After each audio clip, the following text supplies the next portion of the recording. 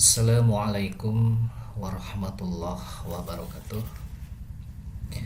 Anak-anakku sekalian yang Bapak banggakan, selamat bertemu kembali dengan mata pelajaran sosiologi. Mudah-mudahan kita semua senantiasa ada di dalam lindungan Allah Subhanahu wa taala, dan kita doakan semoga bencana yang sedang melanda negeri kita ini, khususnya pandemi corona, segera hilang dan berlalu dari negeri yang kita cintai. Amin ya Allah ya Rabbal Alamin. Pada pertemuan terdahulu kita sudah mengetahui bagaimana hakikat dan objek dari ilmu sosiologi yang mungkin baru kalian kenal, di mana sosiologi adalah sebuah ilmu yang mempelajari masyarakat dan merupakan salah satu bagian dari ilmu sosial. Nah, sehingga banyak orang yang mendefinisikan bahwa sosiologi itu adalah ilmu yang mempelajari tentang masyarakat.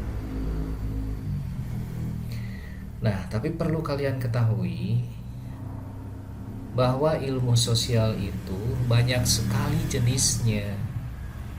Misalnya ada ilmu ekonomi, ilmu antropologi, ilmu sejarah, ilmu geografi, ilmu hukum, dan lain sebagainya. Nah, tiap ilmu itu mempunyai karakteristik atau ciri khas yang membedakan antara satu ilmu sosial dengan ilmu sosial yang lain. Pada pertemuan hari ini, mari kita mempelajari karakteristik atau ciri khas dari sosiologi sebagai sebuah ilmu pengetahuan. Namun perlu kalian ketahui, tidak semua pengetahuan itu merupakan sebuah ilmu. Hanya pengetahuan yang tersusun secara sistematis dengan menggunakan pemikiran yang logis, yang hasilnya bisa diuji oleh orang lain, itulah yang disebut dengan ilmu pengetahuan. Nah, sosiologi sebagai sebuah ilmu pengetahuan tentu sudah mengandung unsur-unsur seperti yang Bapak sebutkan tadi. Nah, ciri atau karakteristik yang pertama dari ilmu sosiologi itu adalah sosiologi bersifat empiris. Nah, apa empiris itu? Artinya, ilmu sosiologi itu dalam mengkaji masyarakat senantiasa berdasarkan kepada observasi atau pengamatan dengan menggunakan akal pikiran yang sehat, sehingga hasilnya itu tidak bersifat spekulatif atau tidak menduga-duga. Nah, itu ciri yang pertama. Nah, contohnya bagaimana? Misalnya begini. Sosiologi mempelajari tentang fenomena kemacetan yang ada di ibu kota Jakarta. Argumen yang muncul dari penelitian sosiologi misalnya adalah kemacetan disebabkan oleh rendahnya tingkat kepercayaan masyarakat terhadap kebijakan transportasi publik yang dicetuskan oleh pemerintah daerah. Nah, dengan kata lain, masyarakat Jakarta yang merupakan pelaku kemacetan tidak percaya bahwa transportasi publik akan menciptakan kenyamanan, baik secara pelayanan maupun akses. Nah, dampaknya masyarakat lebih suka naik kendaraan pribadi. Argumen tersebut diambil dari realita atau kenyataan yang sifatnya objektif atau ada di lapangan dan bukan merupakan dugaan-dugaan yang sifatnya kosong. Nah, ketika argumentasi tersebut bisa dipertanggungjawabkan secara ilmiah, maka unsur empiris telah dipenuhi oleh penelitian sosiologi. Nah, barangkali itulah yang disebut dengan empiris sebagai ciri atau karakteristik yang pertama dari ilmu sosiologi. Nah, yang kedua, sosiologi itu bersifat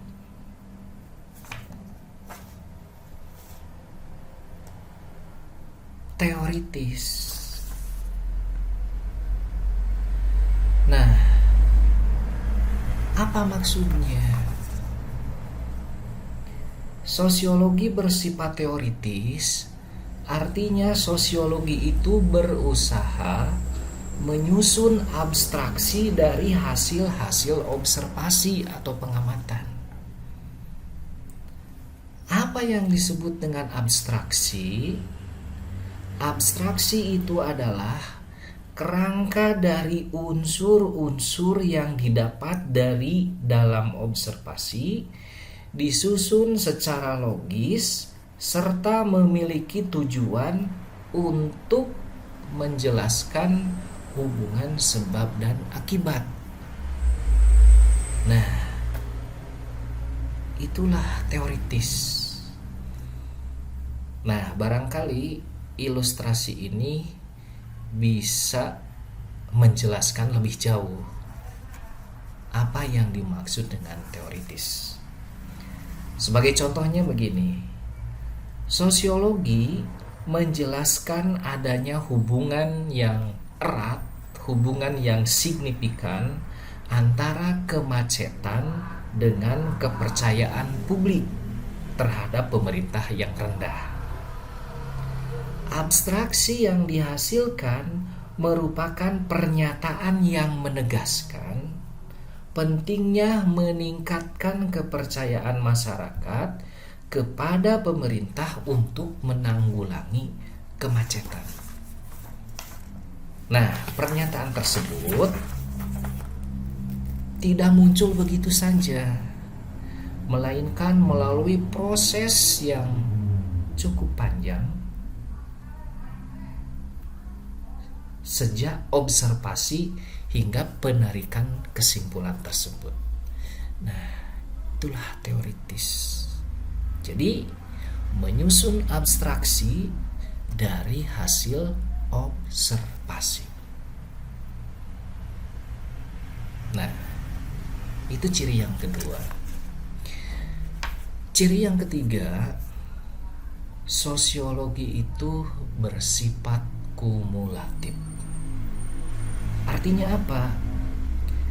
Teori-teori yang ada di dalam ilmu sosiologi dibentuk berdasarkan teori-teori yang sudah ada sebelumnya, dalam arti memperbaiki, memperluas, atau memperhalus teori-teori yang sudah ada sebelumnya atau teori-teori yang lama. Nah, contohnya seperti ini. Penelitian sosiologi tentang kemacetan menghasilkan kesimpulan baru yang melibatkan kesimpulan yang pernah dibuat sebelumnya. Misal, penelitian sebelumnya mengatakan bahwa penyebab kemacetan itu adalah karena tingginya daya beli masyarakat. termasuk daya beli konsumsi mobil pribadi. Penelitian lain menyebutkan bahwa mobil memberikan prestis atau status yang menjanjikan buat penggunanya.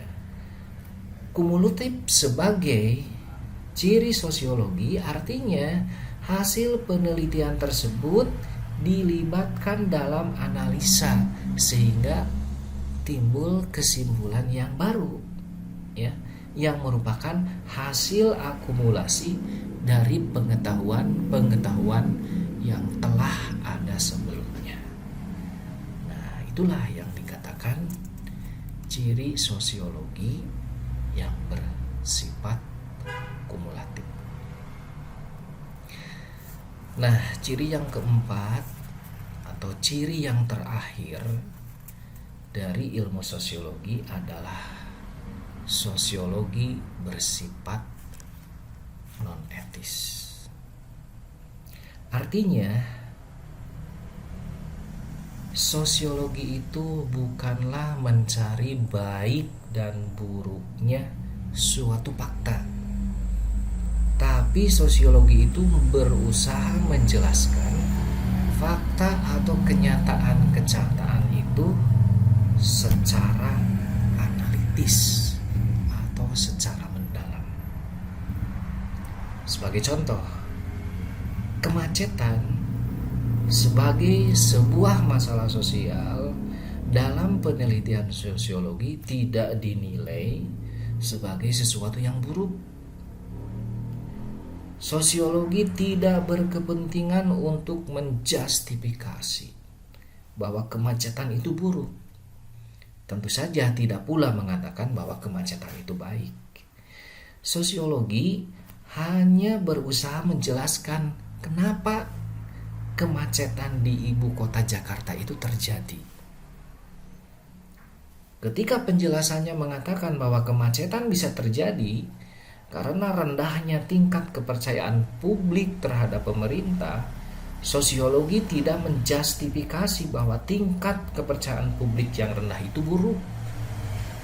Sosiologi bersifat non-etis, artinya tidak menjustifikasi atau tidak menghukum bahwa fenomena itu buruk atau fenomena itu baik, tetapi sosiologi hanya berusaha menjelaskan fakta, data atau kenyataan itu apa adanya.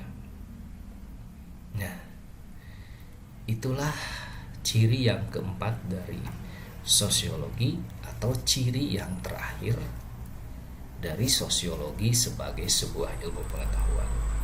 Nah, jadi ingat, ada 4 ciri dari ilmu sosiologi yang utama.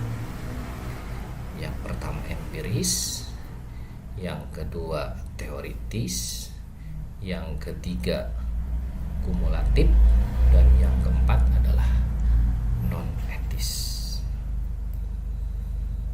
Nah, demikianlah penjelasan sosiologi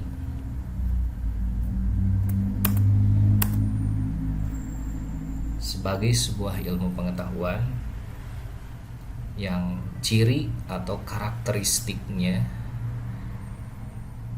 berbeda dengan ilmu sosial yang lain. Mudah-mudahan kalian bisa memahaminya, dan pertemuan selanjutnya nanti kita akan mencoba menjelaskan peranan ilmu sosiologi itu bagi pembangunan masyarakat. Sekian.